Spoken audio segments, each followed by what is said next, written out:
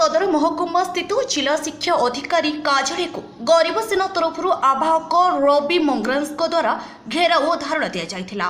नुआपड़ा जिला शिक्षा अधिकारी कार्यालय में विभिन्न कार्य अनियमितता दुर्नीतिर गंध थिबा बेले सरकारी अर्थ अपव्यवहार हेउथिबा अभियोग करथिले।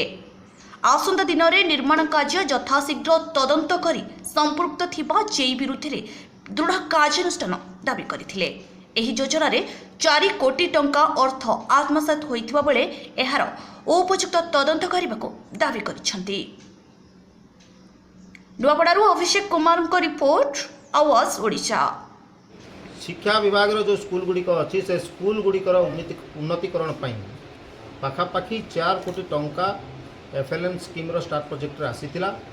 दुखदायक विषय, अति निम्नमानर काम करिसंती एवं पाखापाखि 2 कोटी ऊर्ध्व टंका को हरिलुट करिसंती। जेई जो वासुदेव पंडा अछंती से 2टी ब्लॉक जेई अछंती एवं कलेक्टर तांकू एही प्रोजेक्ट एही स्कीम रे 5 कोटी ब्लॉक रो सुपरविजन करिया पई दायित्व दैथिले। किंतु अत्यंत आश्चर्यजनक कथा, से जेई थाई कि केमिति एही हिसाब रे चेक मेजरमेंट कले एवं केमिति से बिल पास कले, जहा कि बेआईन अटे।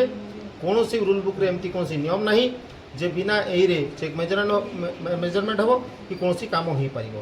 तेणुक निश्चित भाव में यह एक बड़ घोटाला अटे।